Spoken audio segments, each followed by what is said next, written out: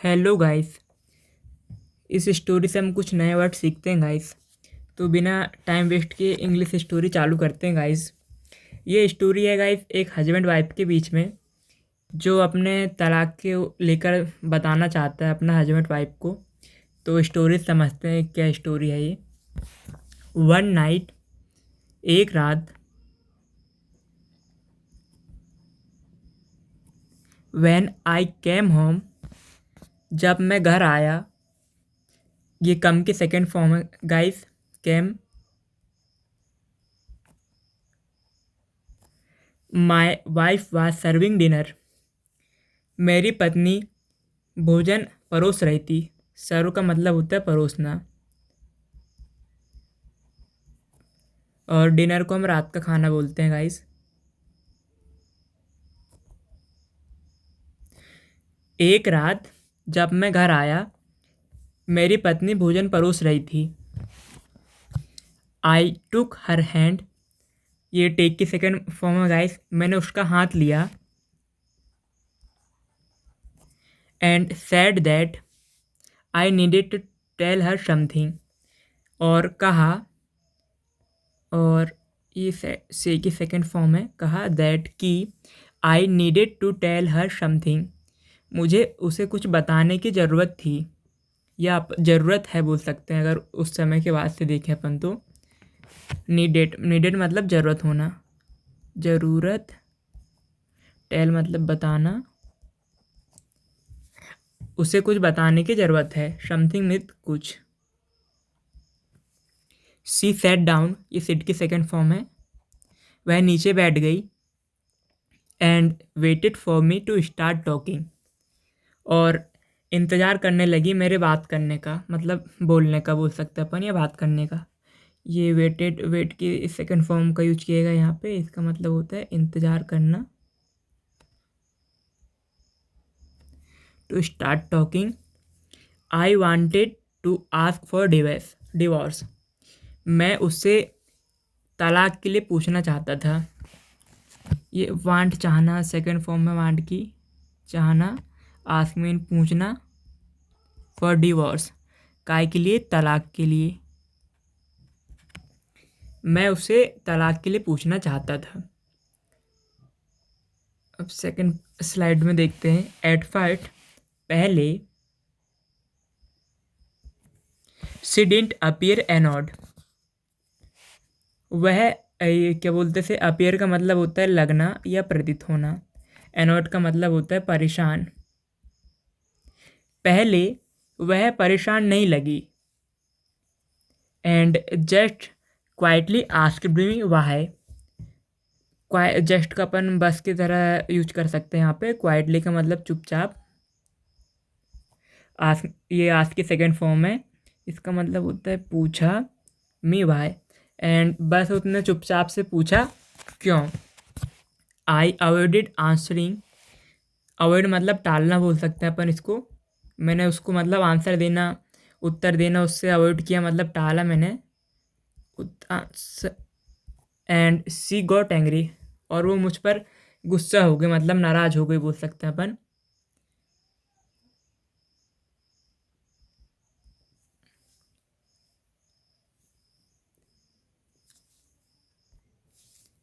Moreover see through the chopstick at me, moreover का हम बोल सकते हैं इसके अलावा, इसके सिवाय, इसके सिवाय। ये थ्रो की सेकेंड फॉर्म है guys. She throw the chopstick at me, उसने चॉपस्टिक मेरे ऊपर फेंका।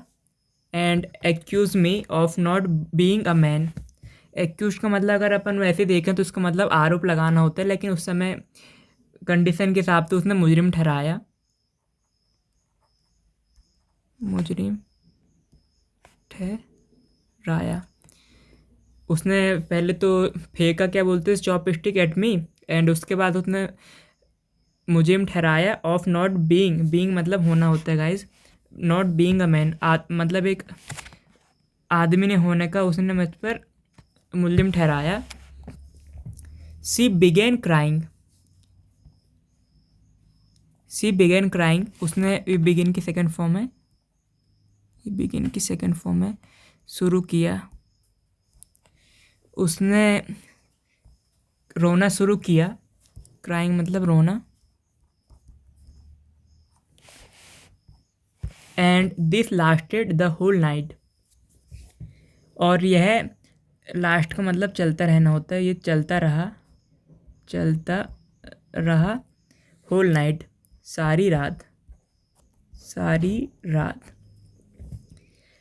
आई didn't have the courage to tell her, मेरे पास साहस नहीं था, करेज को अपन बोलेंगे साहस।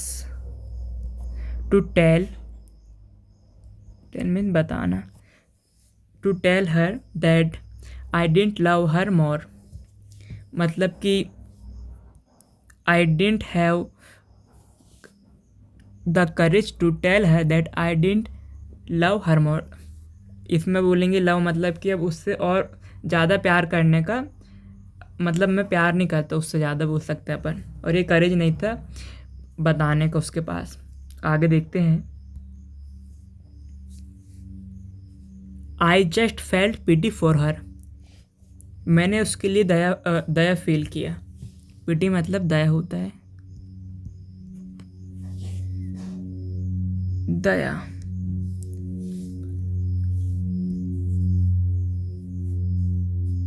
थोड़ा सा देखते हैं।